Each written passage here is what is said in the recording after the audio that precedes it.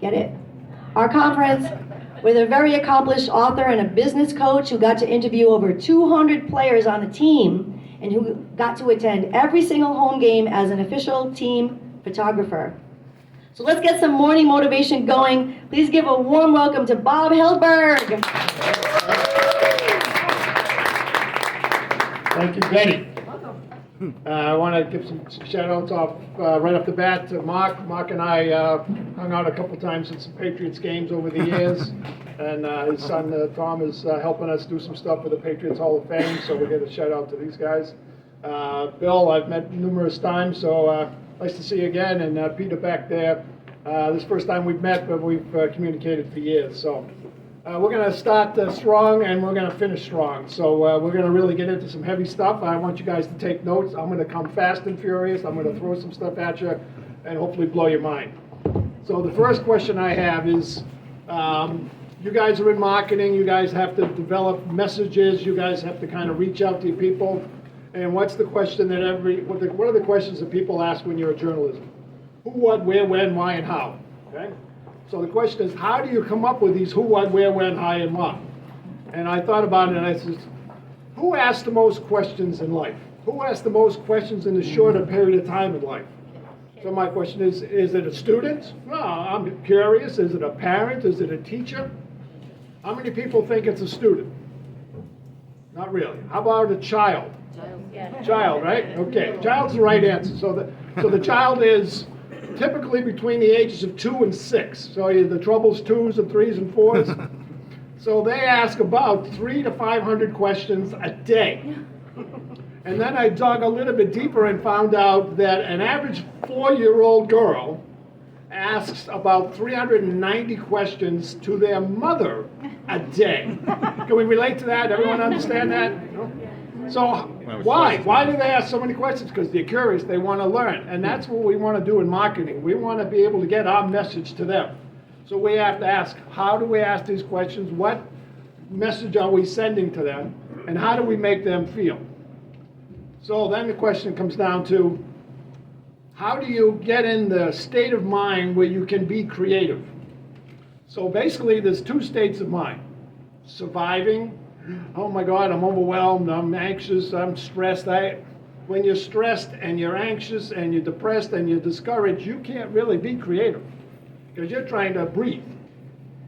So how do you get from that point where I can't do this, I can't think, I can't focus? Well, be aware that you have those thoughts.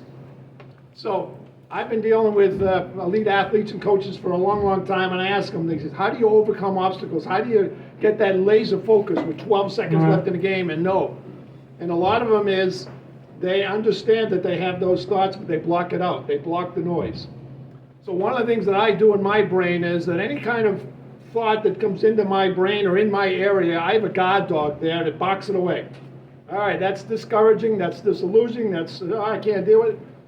I don't want to hear it. I don't want to say it. And then if he gets past the guard dog, then I have a 6'8" defensive lineman that blocks it away and says, that's not coming into my brain. So the idea is if you've got these thoughts, be aware that they're there, and then just get to neutral. Take a walk, get some breath, do some exercise, listen to the music, and say, all right, I'm not in a creative mode. I got to be in a creative mode for my customers, for my family, And how you do that is you focus on what you want to do. What you want to do, what you want to be, what you want to have. So when you focus on the future, you're focusing on your message, then you're saying, all right, this is what I got to focus on. And taking that extra second to get your breath and focus on that kind of stuff. So I'm the CEO of a company called Untold and Unlimited, and that's kind of what we do. We take you from that transition of discouragement, overwhelm, not clear, not really understanding and getting the message across. And then saying, all right, let's coach you up. So a lot of that is just role-playing and practicing and sitting down and saying, does this message resonate? How does that make someone feel when I get that message out there? So you think of it as from a client standpoint, you think of it from someone that's like really has no idea who you are. Are you getting a clear message to them? Your communication controls your destiny. So one of the things that people are really interested in is they want to make more money. They want to have peace of mind. They want to reduce their stress. They want to have love. They want to have new experiences. They want to have hope. So all of these things, there's all messages, you guys know what the messages are, but you gotta say, all right, am I portraying that? Is my product or service portraying that gives them one of those core things in their life that say, I need this? And you try to come up with an irresistible, unbelievable, no-brainer offer and say, man, I need this, I gotta have this.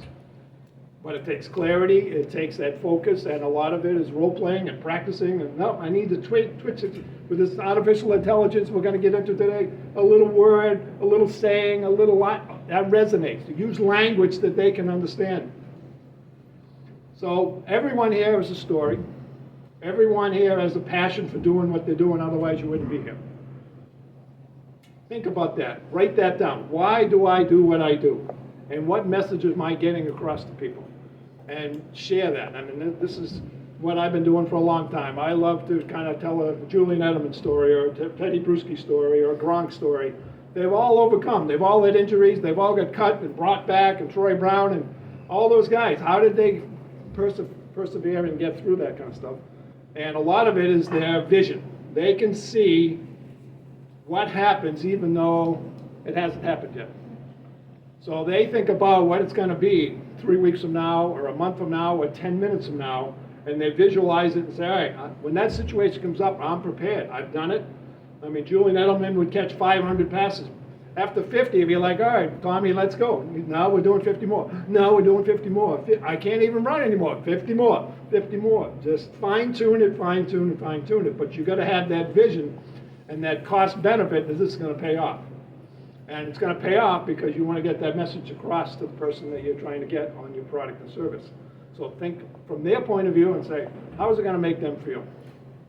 So that's part of what we do in Untold and Unlimited. We coach you up. We talk about some of the stress and the anxieties and the challenge that you have. We break it down. We do some role playing, and we kind of say, all right, let's fine tune this and let's get this out there.